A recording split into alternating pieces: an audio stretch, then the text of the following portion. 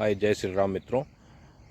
कल हमने एक वीडियो में बताया था आपको कि भारत चाबहार पोर्ट को छोड़ रहा है, लेकिन मैंने साथ में यह भी बताया था कि मैं होपफुल हूँ कि मोदी गवर्नमेंट, जयशंकर साहब कुछ ना कुछ तो भारत के लिए जो अच्छा होगा उस पर निर्णय ज़रूर लेंगे। और जैसा कि हम लोग जानते हैं कि चाबहार एक स्ट्रेटेजिक लोकेशन भी है और हम लोग इसे चाइना और पाकिस्तान के द्वारा जो ग्वादर पोर्ट डेवलप किया जा रहा है उसके काउंटर में हम लोग ईरान में यह चाबहार पोर्ट डेवलप कर रहे हैं और इसमें भारत का बहुत इन्वेस्टमेंट भी है। और ये स्ट्रेटेजिक लोकेशन इस तौर पे ज़्यादा महत्वपूर्ण हो जाता है क्योंकि यह एक रास्ता डेवलप किया जा रहा है जिससे हम लोग अफ़गानिस्तान में मानवतावादी सहयोग पहुंचाते हैं या आगे भी पहुंचाएंगे और मुख्य रूप से सेंट्रल एशिया तक हम इससे व्यापार कर पाएंगे।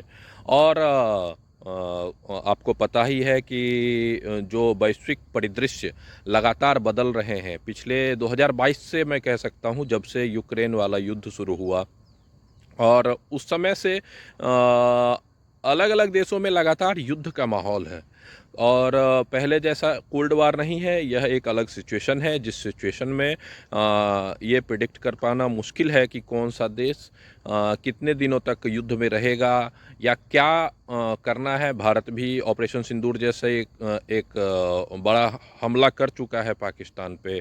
तो ये जो सिचुएशंस है, और जब से ट्रंप साहब राष्ट्रपति बने अमेरिका के, तब से तो जो डिप्लोमेटिक चैनल्स होते थे या जो डिप्लोमेसी होती थी, जो कमरे में बंद रहती थी या फिर एक सेंसिबल तरीके से बात होती थी इस पे, लेकिन अब तो ट्रंप ने ये कर दिया है कि भाई डिप्लोमेसी को इतना गंदा, इतना लोअर लेवल पे ले जा चुका है कि वो आज क्या बोलेगा कल क्या बोलेगा इस पे भरोसा करना मुश्किल है। और इसी कारण से जो हम लोग ये खबर भी सुनते हैं कि मोदी साहब ट्रंप का कॉल नहीं उठा रहे हैं, तो हाँ, मोदी साहब ट्रंप का कॉल इसलिए भी नहीं उठा रहे होंगे क्योंकि भाई उसका कोई भरोसा नहीं है कि वो पब्लिक में क्या बोल दे। तो कोई 40 साल के अपने करियर को और 11 साल के अपने प्रधानमंत्रित्व काल को किसी बंदे के एक शब्द बोल देने से कुछ ना कुछ तो नुकसान होता ही है, पर्सनल नुकसान। और मोदी जी ने बोला भी है कि ये मेरा पर्सनल नुकसान है, एक बात में उन्होंने बोला था। तो मैं ये बता देता हूँ कि अभी जो चाबहार पोर्ट की बात हो रही है, चाबहार पोर्ट भारत ने छोड़ा नहीं है। ये खबर आई थी कि छोड़ा है, लेकिन अभी अमेरिका के साथ बात हो रही है और एक कॉमन ग्राउंड ढूंढा जा रहा है। एक्चुअली 6 महीने का एक एक्सटेंशन मिला था जो कि अप्रैल मई में भारत को का समाप्त होगा चाबहार पोर्ट के लिए। तो वो बेल आउट, दैट मीन्स कि वो रैप अप का एक्सटेंशन नहीं था।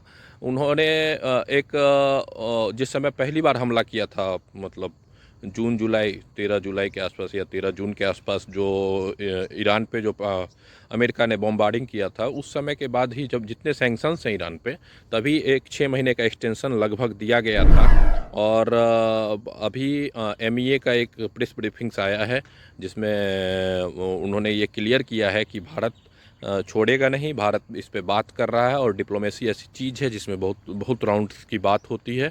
तो मैंने जो होप कल आपको बताया था कि मैं होपफुल हूँ कि भारत सरकार जो देश हित में होगा, जो भारत के हित में होगा, वो करेगी।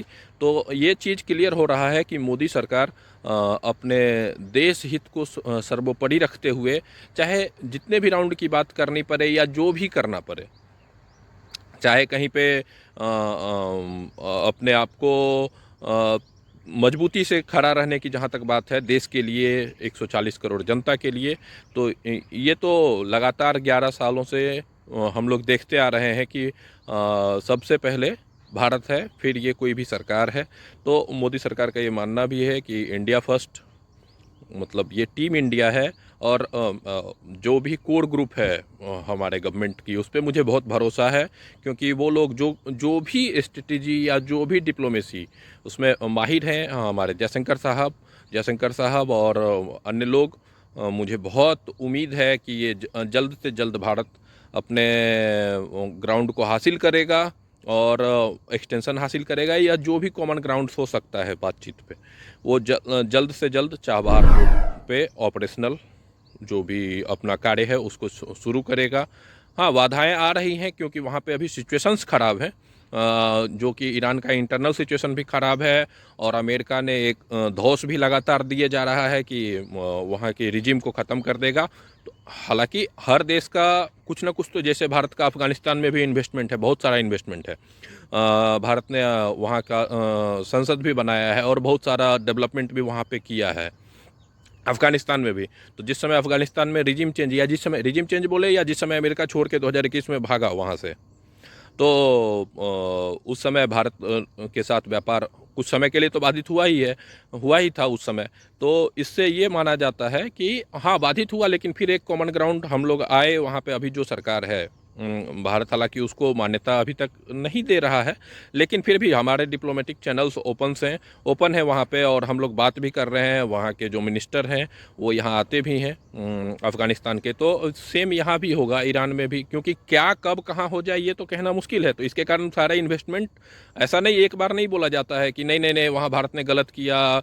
जैसे अभी जो भी मीडिया चैनल्स या जो भी विपक्षी दल के लोग हैं, या फिर जो लेफ्ट लिबरल, जो कि सिर्फ यही ढूंढते रहते हैं कि मोदी के खिलाफ क्या मिल जाए, क्या क्या हो जाए, कहाँ पे हम उसके विदेश नीति को खराब बता पाएँ, तो बस वो दिन रात गिद्ध की नज़र रखते हैं।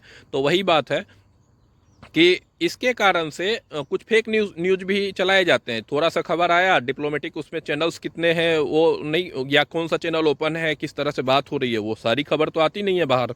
तो उसमें से बस जो मसाला मिला उस मसाले पे को लेकर के भाग जाते हैं कि नहीं नहीं अब तो वहाँ पे हार हो गया भारत का, भारत वहाँ पे स्ट्रेटेजिक तौर पे हार गया।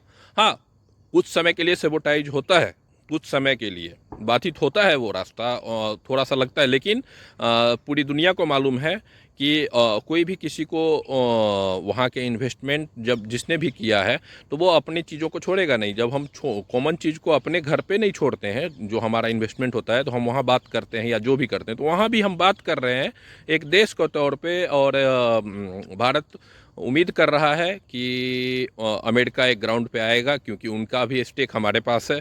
तो जैसे वो उन्होंने उनके भी कुछ दुखती रग हमारे हाथों में रहती है, तो हम भी उसको दबाएंगे, कुछ चूड़ियाँ टाइट करेंगे, या जो कर रहे होंगे हमारे डिप्लोमेट्स वहाँ पे, या और भी तरीके होते हैं, तो सारे तरीके अपनाए जाएंगे। साम दाम दंड भेद जो भी है ये सारे किए जाएंगे। और इसके बाद मुझे बहुत उम्मीद है कि बहुत जल्द भारत चाबहार पे ऑपरेशनल कार्यक्रम, मतलब भारत के कब्जे में होगा, और भारत वहाँ पे अपने सारे कार्य जो भी उनके फ्यूचर गोल्स हैं उसको अचीव करेगा, और हम लोग अपने नॉर्मल रूटीन पे आएंगे। उम्मीद करता हूँ आप लोग भी इस न्यूज़ को फॉलो कर रहे होंगे, और मैं भी आगे फॉलो करूँगा, ताकि आप तक पहुँचा सकूँ बातों को जो कि सही बात है। और जो भी इसमें आगे डेवलपमेंट होगा मैं आप तक ज़रूर लाता रहूँगा, शॉर्ट्स के माध्यम से, वीडियो के माध्यम से। Please subscribe my channel the voice of Aryavarta. और जय हिंद मित्रों।